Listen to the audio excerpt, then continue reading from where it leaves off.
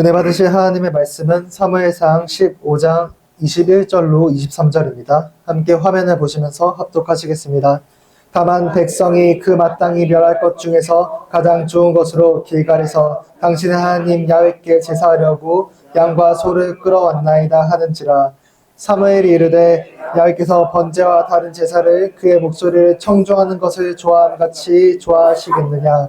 순종이 제사보다 낫고 듣는 것이 수장의 기름보다 나으니 이는 거역하는 것은 정치는 죄와 같고 완고한 것은 사신 우상에게 절하는 죄와 같음이라.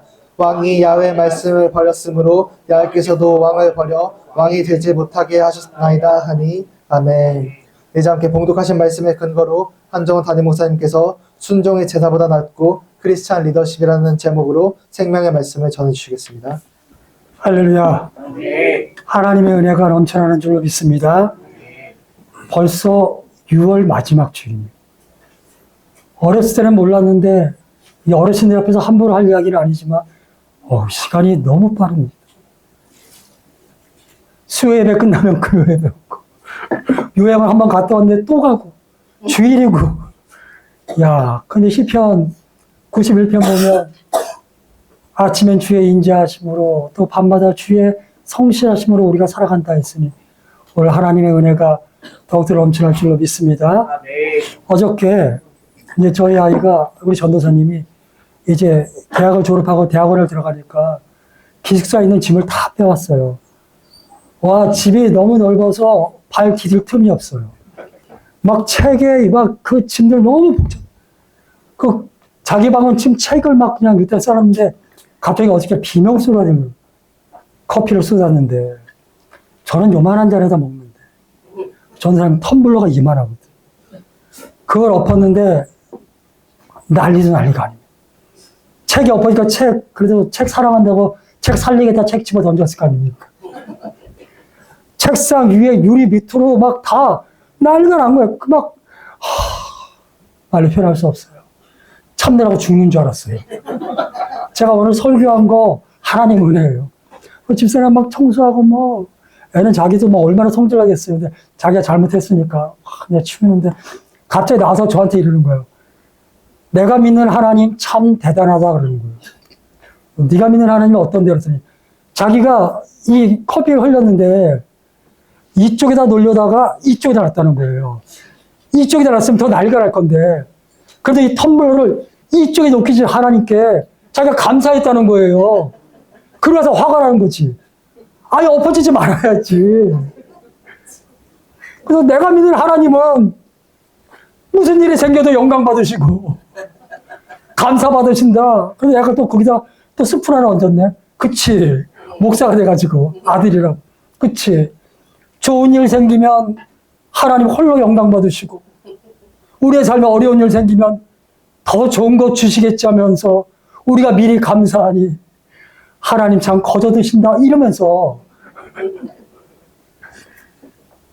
어차피 우리가 사는 문법이 그래요.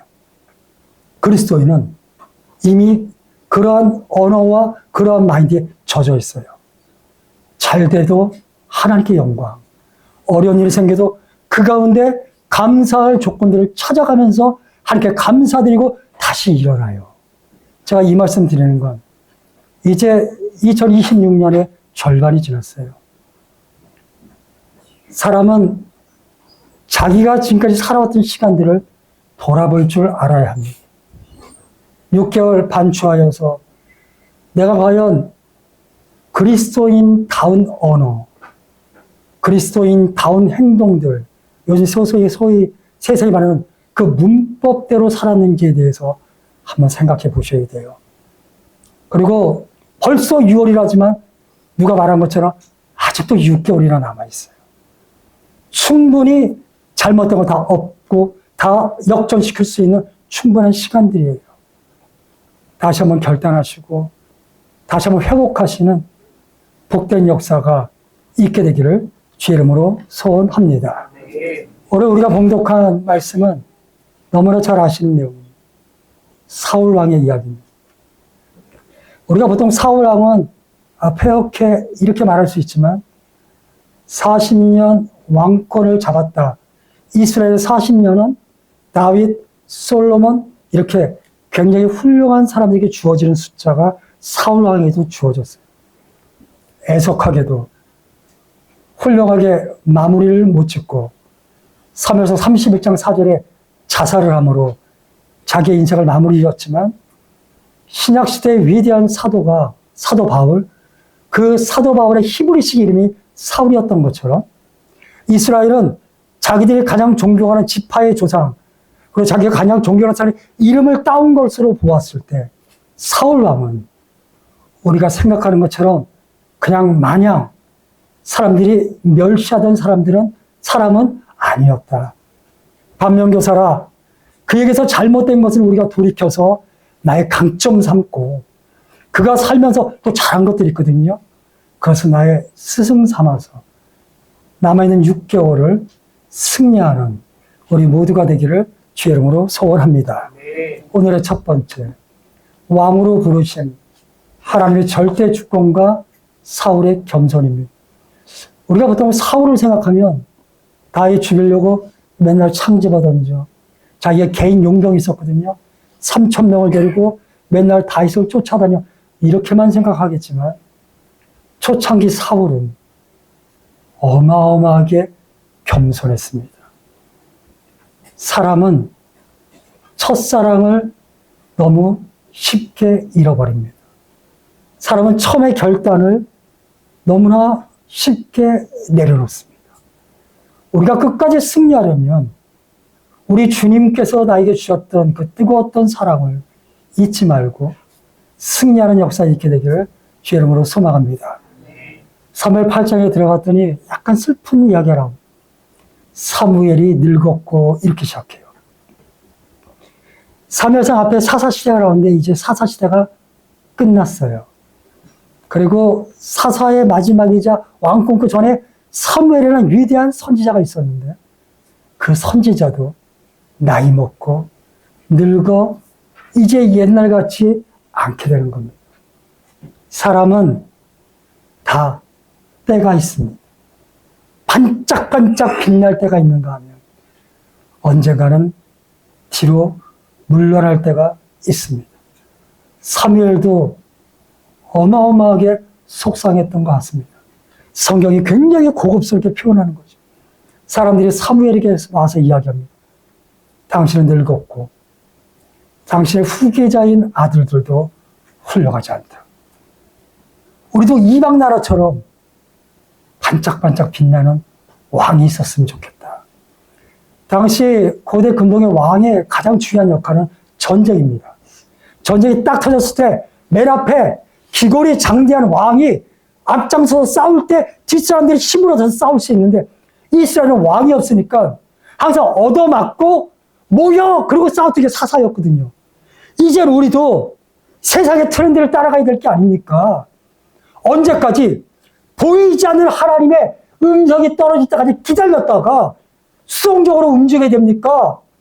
남들처럼 남들이 하는 것처럼 우리도 새로운 시대에 맞는 새로운 시스템을 정비해야 될 게 아니겠습니까? 라고 이야기했어요. 사무엘은 이렇게 생각했어요. 나를 버리는구나. 근데 하나님은 이렇게 성경에 써 있어요. 너를 버린 게 아니라 나를 버리는 거야. 그러나 그들이 왕을 원하니 왕을 세워줘라.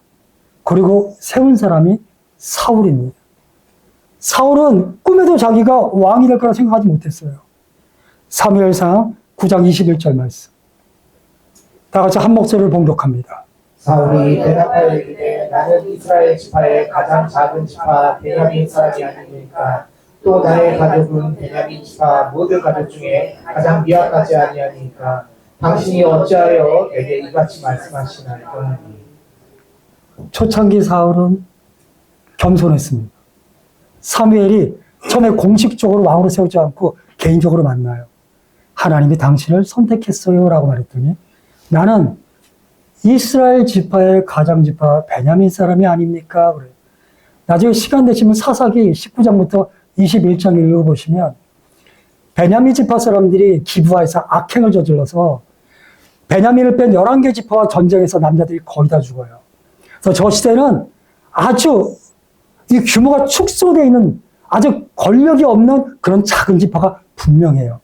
그래서 사회학적으로 성경을 분석할 때 왜 수많은 지파, 큰 지파들이 있는데 굳이 베냐민 지파의 사울을, 그 집안도 대단하지 않은 사울을 왕으로 세웠을까에 대해서 진보적인 학자들이 굉장히 연구를 했어요. 결론은 이거였습니다. 강력한 에브라임 지파나 유다 지파에서 왕을 세우면 그 지파가 독식한다. 그래서 절대로 독식하지 않을 가장 미약한 지파, 절대 왕으로 서도 함부로 권력을 휘두를 수 없는 기스 집안의 사울이라는 사람을, 그래도 생긴 건 멀쩡해야 되니까요. 생긴 건 준수하다고 써 있습니다. 어디 누가 왕의 상인가 한번 쳐다볼까요? 모두가 왕 되실 것 같습니다. 어쨌건 키도 기골이 장대다, 어깨보다 더 크다 했으니까 전쟁할 때 좋잖아요. 딱 보면 보이니까. 그래서 기스의 집안에 사울을 선택했어요. 어쨌건 그런 사회적 관점을 다 떠나서 성경에서는 사울이 겸손하게 이야기합니다. 나는 제목이 아닙니다. 나는 이스라엘을 이끌어갈 능력이 못 됩니다. 사랑하는 성도님, 이 마이크 조금만 높여주실 수 있을까요? 우리가 구원과 하나님의 부르신 콜링, 소명에 있어서도 나의 어떠함 때문에 내가 구원받거나 부르심을 받았다는 생각을 내려놓는 게 우리에게도 유익합니다. 왜냐하면 나의 어떠함 때문에 주께서 불렀다면 그 어떠함이 사라지면 주님이 나를 버릴 수 있거든요.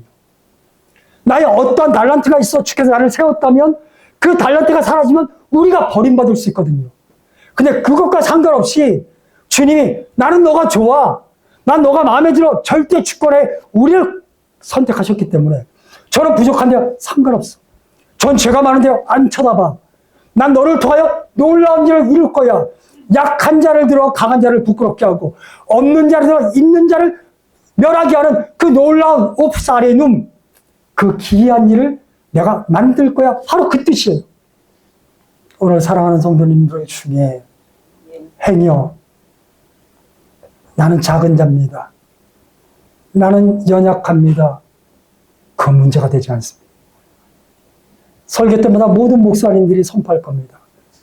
그럼에도 불구하고 우리를 사랑해 주시는 하나님, 우리를 세워주시는 하나님, 그 하나님과 동행하게 되시기를 주의 이름으로 소원합니다. 사무엘상 15장 17절 말씀 다 같이 봉독합니다. 사무엘이 이르되 왕이 스스로 작게 여길 그때에 이스라엘 지파의 머리가 되지 아니하셨나이까. 야훼께서 왕에게 기름을 부어 이스라엘 왕을 삼으시고. 겸손했던 사울이 권력을 가졌잖아요. 권력의 정점에 서자 수많은 사람들이 몰려옵니다. 이스라엘 역사상 최초로 사병을 소유합니다. 공식적으로.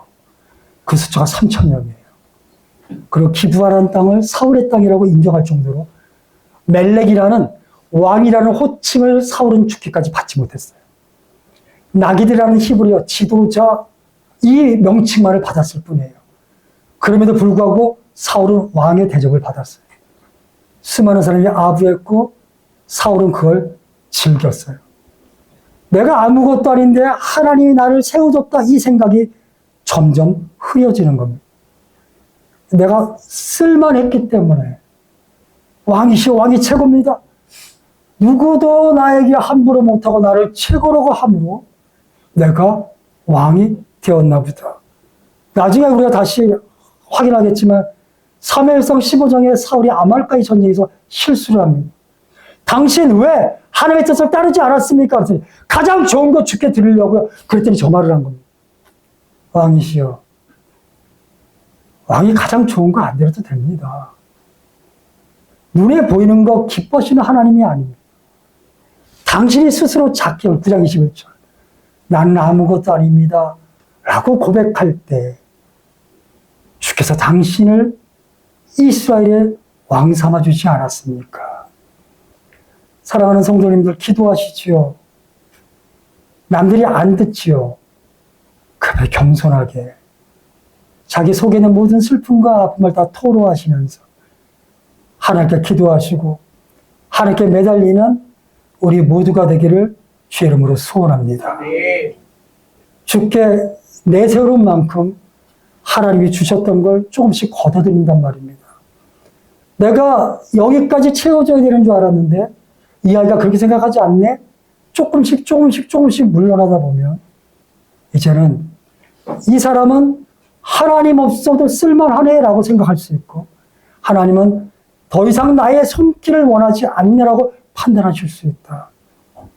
하나님의 절대 주권으로 구원받은 우리는 언제나 그 은혜를 생각하고 그 은혜 안에 감사하며 넘어져도 일어나고 죄를 져도 회개함으로 주님과 더불어 동행할 수 있는 우리 모두가 되기를 주의 이름으로 소원합니다.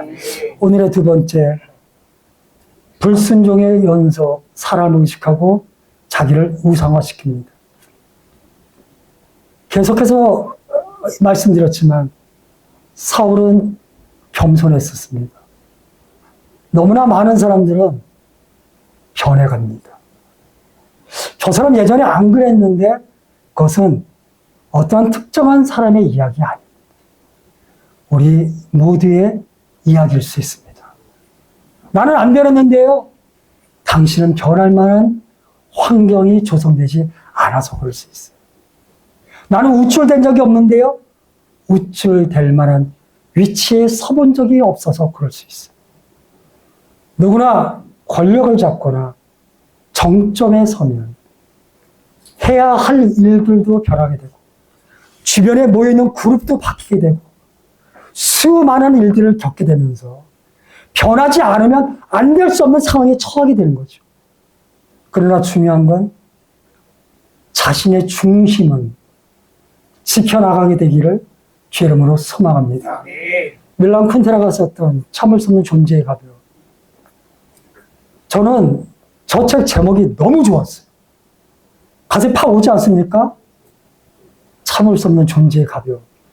저 책을 읽었는데 한번 읽어보십시오. 중간쯤 읽다 보면 재미가 없어요. 너무 재미없어. 자라투스트라는 이렇게 말했다. 읽어보십시오. 4페이지 지나면 내가 자라투스트라를 그냥 땅에 묻어버릴까? 뭐 이런 생각을 하게 되는 거예요. 영화로도 봤습니다.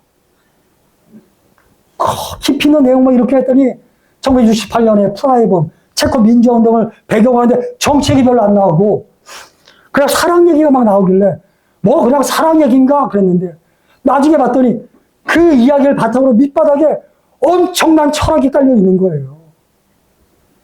격에 막 불륜 막 이런 거 나오는데 핵심은 사람이 무엇에 묶여 있으면 굉장히 부자연스럽다고 생각하지만 그 자유로움, 그 묶여 있지 않은 그 자유 때문에 오히려 가벼워질 수 있다는 거죠. 그래서 모든 선택들이 매우 가벼워질 수 있다. 그 선택들이 합쳐지면 존재가 가벼워져. 참을 수 없는 존재의 가벼움. 폴 틀리라는 신학자가 그라운드 오브 비닝이라고 그래서 하나님 모든 사람의 존재의 근거가 되어 그랬어요.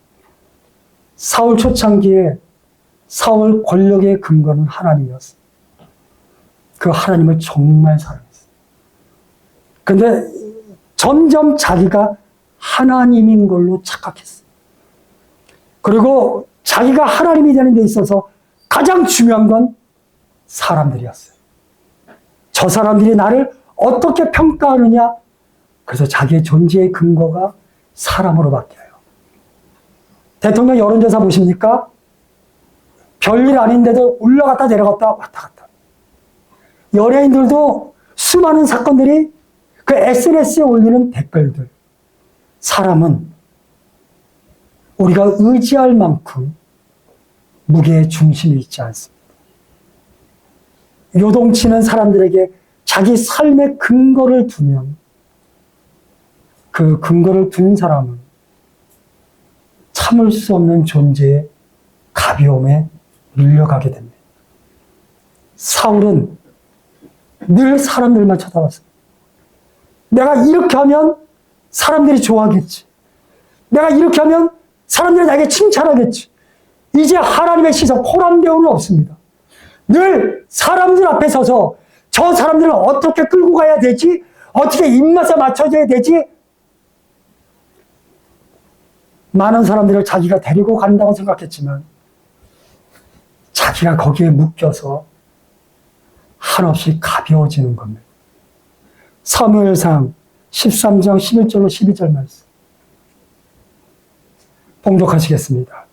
사무엘이 이르되 왕이 행하신 것이 무엇이냐 하니 사울이 이르되 백성은 내게서 흩어지고 당신은 정한 날 안에 오지 아니하고 블레셋 사람은 마스에 모였음을 내가 보았으므로 이에 내가 이르기를 블레셋 사람들이 나를 치러 길갈로 내려오겠거늘 내가 야훼께 은혜를 간구하지 못하였다 하고 부득이하여 번제를 드렸나이다 하니라. 사울이 하루께 버림받는 사건이 13장 15장 두 개 나오는데 이 13장 민마스 전투에서 저는 예전에 한 세대 할 때 이 본문 때문에 엄청 시험 들었어요. 블레셋과 전쟁이 터졌습니다. 블레셋은 엄청난 강대군입니다. 철기 문명이에요. 이스라엘 백성은 후기 청동기 시대예요. 싸움이 안 돼요. 예전에 어떤 드라마에서 강철검 나오는데 블레셋은 강철검을 가지고 있어요. 그리고 3회장 13장 보면 우리 대장간 이 쇠 두들기는 이 대장간이 이스라엘 땅에는 하나도 없습니다. 블레셋이 유다 땅에 대장간 하나도 못 놔두게 했어요. 왜? 무기 만들까 봐. 농기구를 이 날카롭게 할 때도 다 블레셋에 와서 날카롭게 하고 돌아가게 할 정도로 블레셋이 이스라엘을 이렇게 억압하고 있었어요. 그러면 블레셋과 이스라엘이 전쟁 터지면 이길 수 있는 방법은 하나밖에 없어요. 하나님. 하나님 외에는 이길 방법이 없어요. 근데 드디어 사울과 블레셋이 전쟁이 터졌어요. 근데 사울에게는 그래도 뛰어난 장군이 있습니다. 자기 아들 요나단. 근데 이 전쟁이 터졌는데 백성들이 도망을 치네. 블레셋의 기마대, 기병대 이런 걸 보고서 다 도망을 쳐요. 그리고 블레셋 군대가 사울에 있는 길갈로 쳐들어온다 그러네. 제일 중요한 게 뭐예요? 하나님이잖아요. 사무엘이 일주일 안에 온다 그랬어요. 일주일이 지났는데 안 오네. 사무엘이 와서 번제를 드려야 하나님이 우리와 함께 하신다는 믿음을 가지고 전쟁을 할 수 있는데 백성은 흩어져. 군대는 자기를 죽이겠다고 쫓아와. 사무엘은 안 와. 사울이 너무 두려워서 자기가 번제를 지냈어요. 율법에 저촉됩니다. 그런데 기가 막히게 사무엘이 번제를 사울이 드리자마자 들이닥치네. 들이닥쳐 한다는 소리가 왕이 왜 율법을 어긋나고 하나님의 말씀을 듣지 않냐 질책을 하네. 저 열받았습니다. 지가 일찍 와야지. 자기가 일주일 안에 온다 했으면 와야지. 자기가 늦게 오고 누가 봐도 그 상황에서 사울이 제정신이겠어요? 근데 그 사울을 질책해? 학교 다닐 때 한동안 엄청 열받았었어요. 근데 성경은 이렇게 얘기하는 겁니다. 순종이란 마땅히 그럴 만한 상황을 뛰어넘는 것이다. 아, 이거 깨닫기까지 시간 걸렸어요. 순종이란 너희들이 가는 집단 지성 위에 있는 것이다. 순종이란 충분히 그럴 수 있지라고 우리가 인정하는 것 위에 있는 것이다. 이때 공식적으로 사울이 버림받았다고 선포를 당합니다. 그래서 제가 책을 막 찾아봤어요. 왜 그럴까? 사울의 가장 큰 문제점은 번제를 부적으로 생각했다. 하나님께 예배 드려야 우리가 이길 수 있어. 예배는 무엇인가? 형식인가? 아니다. 오늘 여기까지 오는데 쉽지 않은 발걸음일 수 있습니다. 아침에 일어났는데 희한하게 주일날 아침은 더 몸이 찌뿌둥한. 교회 가려고 그러면 이상하게 문제들이 생기네. 희한하게 남편이 시비를 거네. 말 잘 듣던 애가 희한하게 대꾸를 하네. 주일날 하나님께서 도와주셔야 되는데 왜 이거 하나 정리를 못 해주나? 그걸 듣고 오늘따라 더 뜨겁네. 오늘따라 입는 옷마다 마땅한 게 없네. 머리 헤어스타일을 봤더니 쓸만하지 않네. 이 모든 것들이 100만 가지나 되는 이유들이 오늘 이 자리로 우리를 오지 못하게 할 만큼 우리를 방해합니다. 그걸 뚫고 이 자리에 앉아있어. 나 예배드려. 그 예배는 그 시간부터가 예배드리는 거예요. 매 순간순간 하나님과 함께하는 것이 예배드리는 겁니다. 오늘 이 자리는 그 뜨거운 마음을 함께 모여서 공식적으로 주께 올려드리는 어떤 시스템에 해당되는 겁니다. 예배는 부족이 아닙니다. 나 오늘 예배 드렸으니까 오늘 뭐 이 정도쯤이야. 그건 예배 드린 거 아닙니다. 나 차에 십자가 걸어놨으니까 이렇게 운전해도 돼. 그런 십자가는 없습니다. 사울은 예배만 드리면 우리가 이길 수 있다 착각하는 겁니다. 사무엘상 4장에서도 블레셋과 전쟁할 때 언약궤를 가져와 대패했습니다. 우리의 삶에 우리가 믿는 그리스도 예수는 부족이 아닙니다. 그분은 하나님입니다. 단지 예배를 드리고 안 드리고 오늘 헌금을 내고 안 내고 이걸 뛰어넘는 우리의 인생을 받으시는 분, 우리의 마음을 받으시는 분, 그 좋으신 분이 우리 아버지라는 사실을 알게 되길 주의 이름으로 소망합니다. 또 이렇게 말하면 집에서 내 마음은 주님과 있어 이러면서 교회 안 오는 우를 사무엘상 15장 23절 봉독하겠습니다. 이는 거역하는 것은 점치는 죄와 같고 완고한 것은 사실 우상에게 절하는 죄와 같습니다. 왕이 야훼의 말씀을 버렸으므로 야훼께서도 왕을 버려 왕이 되지 못하게 하셨나이다. 아멘. 결정적으로 이제 사울이 완전히 버림받습니다. 이 불순종은 계속해서 확대 증폭 재생산되는 거죠. 특별한 계기, 하나님이 빡 때려가지고 이거 아니지라고 교정되지 않는 한은 그 트렌드가 있어요. 방향성. 3에서 13, 15장에 아말렉과의 전쟁이 터졌는데 대승을 거둡니다. 근데 하나님이 뭐라 그랬냐면 출애굽기 17장 그들이 출애굽할 때 아말렉이 이스라엘 백성을 괴롭혔기 때문에 그들을 다 진멸해라, 해람해라 그랬어요. 싸그리 죽이라 그랬어요. 이거 가지고 요즘 학자들이 하나님 이렇게 잔인할 수가 있냐 막 그러지만 이건 종교적으로 해석해야 합니다. 어쨌건 다 죽이라 했습니다. 근데 사울이 누구를 안 죽였냐면 아각 왕을 안 죽였어요. 이 왕이 우리가 말하는 코어, 핵심입니다. 죽였어야 했습니다. 거기에 모든 그 탈취물 중에 가장 좋은 것들은 다 가져왔다 했습니다. 하찮고 쓸데없는 것들, 다시 말하면 형식적인 것들만 다 불태버리고 없애버립니다. 그리고 중요하지 않은 것들만 다 죽여버립니다. 사무엘에게 하나님께서 사울이 패역하게 했다 다 알고 사무엘이 왔습니다. 사울이 만나자마자 내가 하나님의 모든 뜻을 다 준행했습니다라고 이야기해요. 그 사무엘이 다 알잖아요. 내 귀에 들리는 이 소리가 무엇입니까? 살찌고 좋은 모든 짐승들의 소리가 아닙니까? 그랬더니 사울이 내가 하나님께 가장 좋은 것 드리려고 하나님 말씀을 좀 안 들었어요. 사랑하는 성도님, 하나님께 동전 던지지 마십시오. 그래서 동전은 작은 헌금을 뜻하는 것이 아니라 하나님을 동냥하지 마십시오. 아무리 큰 돈이라도 주님을 사랑해서 헌금하십시오. 아무리 작은 돈이라도 주님을 경배할 때 헌금이 되는 겁니다. 아무리 살찐 송아지와 극상품의 헌물이다 할지라도 눈가림으로 주께 드리는 건 그냥 짐승입니다. 오늘 하나님의 교회가, 하나님의 이단 그거 말고 하나님이 사랑하는 교회들이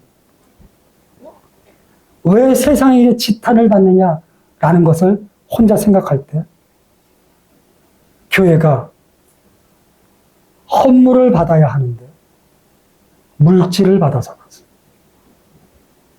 헌물을 드림을 강조하지 않고 물질 드림을 기뻐했기 때문에 사랑하는 성도님들의 삶이 산 재물, 산 제사 되시기를 주의 이름으로 소원합니다. 근데 사울이 서서 이런 말을 해요. 백성들이 그렇게 하자 그랬어요. 그랬더니 사무엘이 아까 우리가 읽었지만 왕이시여, 순종이 제사, 눈에 보이는 형식보다 중요한 건 아니겠습니까? 몸만 교회에 가 있는 건 예배가 아니지 않습니까? 하나님 말씀 리슨, 청종하는 것, 이건 듣는 거, 행동하는 거 다 포함됩니다. 그것이 순양의 기름보다 더 나은 것이 아니겠습니까? 23절 말씀 다시 읽겠습니다. 이는 거역하는 것은 점치는 죄와 같고 완고한 것은 사신 우상에게 절하는 죄와 같습니다. 왕이 야훼의 말씀을 버렸으므로 야훼께서도 왕을 버려 왕이 되지 못하게 하셨나이다. 이제 이겁니다. 끝났습니다. 당신이 하나님의 말씀을 버렸으므로 하나님도 당신을 버렸습니다. 이렇게. 사울은 이때도 뭐냐면 내가 잘못했습니다. 백성들이 두려웠습니다. 백성들이 그렇게 하자 그랬습니다. 백성을 팔아 끊임없이 자기를 연명합니다. 위대한 왕이었습니다. 구차하고 구구하기 그지없습니다. 사람은 상황에 따라서 자신 있게 말할 수는 없지만 그래도 자기 존재의 무게는 지켜야 되지 않겠습니까? 심지어 우리가 1절에서 30절에 뭐라 하면 사무엘이 이제 나는 당신과 함께 하지 않겠다 그랬더니 옷을 잡으면서 제발 나와 함께 가서 이스라엘 백성들과 장로들 앞에서 나를 높여달라고 부탁을 해요. 하나님께 버림받은 건 관심도 없어요. 그저 사람들 앞에 나를 좀 높여달라고 제발 남들이 나를 존경할 수 있도록 하나님이 나와 함께하는 것처럼 보이게 해달라고 간청을 해요. 하나님이 우리의 속도 다 아신다면요. 우리 안고 일어섬을 감찰하신다면서요. 신령과 진정으로 예배드리는 우리 모두가 되기를 주의 이름으로 소망합니다. 그래서 버림받게 되는 겁니다. 마지막 세 번째. 버림받은 사울, 선택된 다윗, 마음에 합한 자입니다. 16장 1절 말씀. 야훼께서 사무엘에게 이르시되 내가 이미 사울을 버려 이스라엘 왕이 되지 못하게 하였거늘 내가 그를 위하여 언제까지 슬퍼하겠느냐. 너는 꿀에 기름을 채워가지고 가라. 내가 너를 베들레헴 사람 이새에게로 보내리니 이는 내가 그의 아들 중에서 한 왕을 보았느니라 하시느니라. 저는 성격이 굉장히 인간적이었던 것 같아요. 이 본문도 과연 사무엘이 슬퍼했을까? 이런 생각했었던 적이 있습니다. 사무엘이 사울을 버리는데 앞장섰고 자기가 그 위대한 자리에서 내려오거든요. 12장에 은퇴하고 25장에 죽는데 그 모든 과정에 자기가 밀려나면서 세운 사람이 사울이었잖아요. 근데 성경에서는 끊임없이 15장 35절에 그러지만 사무엘이 슬퍼합니다. 그래서 사무엘은 나같이 하찮은 죄종은 아니다. 진짜다. 찐이다. 심정적으로는 사울이 괘씸했을 수 있지만 기름 부음 받은 왕이 쫓겨남에 있어서 정말로 가슴 아팠겠구나. 근데 하나님께서 사무엘을 재촉하는 겁니다. 왕을 세우라. 그래서 베들레헴은 이새의 집을 가라. 그 뒷얘기는 다 아시는 거잖아요. 그때 다윗을 선택하는데 그 다윗이 하나님께 선택된 가장 중요한 이유는 카타톤 까르디안무, 내 마음에 합한 자. 그냥 헬라어를 그대로 우리나라 말로 번역하면 카타톤 까르디안무, 내 마음에 따라 움직이는 사람. 굳이 내 입으로 말하지 않아도 내 마음이 다윗 너 오른쪽으로 갔으면 좋겠네 하면 다윗이 오른쪽으로 가고 다윗 너 왼쪽으로 갔으면 좋겠네 하면 다윗이 왼쪽으로 가는 하나님과 한마음 한뜻이 되는 사람, 그 다윗을 세웁니다. 그리고 하나님의 영이 다윗과 함께하고 악신이 사르게 들면서 사울은 이제 점점 나락으로 떨어지게 되는 겁니다. 18장 7절에 끝장나는 말 나오지 않습니까? 여자들이 춤을 추며 뛰놀며 사울은 천천히요 다윗은 만만이라. 다윗 사울 미치는 겁니다. 사울은 누구만 의식해요? 사람만 의식하잖아요. 그런데 사람들이 다윗은 만만이요 자기는 천천히라 그랬더니 그때부터 그 유명한 다윗 컴플렉스에 빠지는 거죠. 다윗을 죽여야만 내 왕권이 든든히 서고, 그리고 자기 아들 요나단한테 얘기하잖아요. 야, 이 멍청한 놈아. 다윗을 죽여야 너가 내 뒤를 이어 왕이 될 게 아니냐라고 이야기할 정도로 다윗을 죽이고 싶어요. 그렇지만 우리가 다 아는 것처럼 사울은 점점 몰락해 갑니다. 사무엘상 25장 1절 갔더니 드디어 사무엘이 죽어요. 사울과 사무엘은 애증의 관계였을까? 정말 사무엘이 자기를 세워줬잖아요. 근데 끊임없이 자기를 질책했어요. 사랑했지만 굉장히 싫었을 수 있어요. 근데 사무엘 말고는 의지할 사람이 없어요. 사울은 언제나 혼자예요. 근데 그 사무엘이 죽었습니다. 이제 사울 혼자서 이 나라를 이끌어가는 게 너무 힘들었어요. 블레셋은 여전히 강대국이고 다윗은 아직도 죽지 않았어요. 그리고 마침내 블레셋과 또다시 최후의 전쟁이 터졌어요. 이 전쟁은 안 돼요. 백성들 다 도망가고 이제는 의지할 사람도 없어요. 근데 사무엘을 죽일 때 사무엘상 28장 보면 사울이 어떻게 했냐면, 그래도 믿음이 있으니까 이스라엘 땅에 있는 모든 무당들, 박수들 다 없애버려요. 하나님 앞에 온전하지 못하다가 다 없애버려요. 그런데 급하니까 28장 19절 말씀 봉독하겠습니다. 야훼께서 이스라엘을 너와 함께 블레셋 사람들의 손에 넘기시리니 내일 너와 내 아들들이 나와 함께 있으리라. 야훼께서 또 이스라엘 군대를 블레셋 사람들의 손에 넘기시리라 하는지라. 28장 19절 저 말씀 소름 끼칩니다. 사울이 이제 의지할 게 없으니까 자기가 다 없애버린 무당을 찾아요. 사람은 그거밖에 안 돼요. 부하들 시켜서 정말 영험한 무당이 어디냐 해서 엔돌에 있습니다. 여자가 있습니다. 가자. 그 여자에게 갔어요. 귀신을 불러라. 그 여자가 안 됩니다. 사울왕이 그 여자에게 귀신을 불러라 그랬더니 그 여자가 이렇게 말해요. 당신 나 죽이려고 그러냐. 나중에 28절 읽어보세요. 사울왕이 명하기를 이 땅의 모든 무당들 다 없애라 그랬는데 지금 나에게 귀신을 부르라고 한다면 나를 죽이는 거다 그랬어요. 근데 사울이 변장하고 왔잖아요. 자기도 체면이 있지. 자기가 다 없앴는데 이렇게 하고서 내가 책임질 테니 귀신을 불러라 그랬으니까 진짜 책임지겠냐? 책임진다. 누구를 부를까요? 그랬어요. 누구를 불렀겠습니까? 사무엘을 불러라 그랬어요. 아니 이 여자가 생각했더니 세상 천지에 사무엘을 부를 사람은 사울밖에 없잖아요.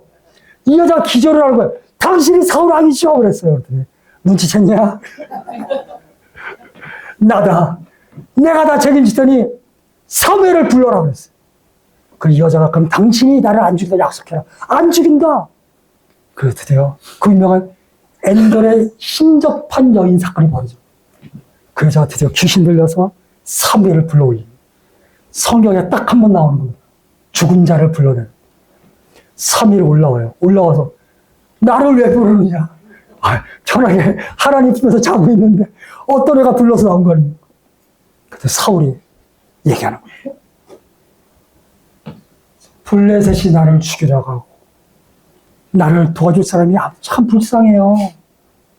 왕이라는 타이틀 빼고는 우리보다 너무 불쌍해. 나와 함께하는 사람이 아무도 없으니 제발 나의 미래를 내가 어떻게 될지 이 나라가 어떻게 될지 좀 알려주십시오 그랬어요. 야훼께서 이스라엘도 함께 블레셋 사람의 손에 넘길 거야. 즉 이 전쟁 그 다음 말이 너무 무섭지 않습니까? 너와 내 아들들이 나와 함께 있으리라. 그걸 뭐예요? 죽는다는 이야기. 사울이 그 얘기를 듣고 거의 혼절해요. 근데 또 놀라운 건 그 신접한 여인이 음식 차려서 그걸 먹어요. 왕이시여 이러시면 안 됩니다. 이걸 먹고 힘내세요. 그거 먹고 힘내서 죽어요. 31장에 전쟁이 터져요. 1절 보면 이스라엘이 패합니다. 2절 3절 가면 사울의 아들들이 세 아들 요나단, 멜기야수, 또 아비나답 이 세 명이 다 죽습니다. 그리고 이제 3, 4절 가면 사울이 그 전쟁에 져서 도망가는데 그 화살부대 있거든요. 나중에 그 인터넷 쳐서 고대 근동 화살부대 치면 한 사람이 아니라 막 때려 몰려가면서 화살 쏘는 그 사진들이 나와요.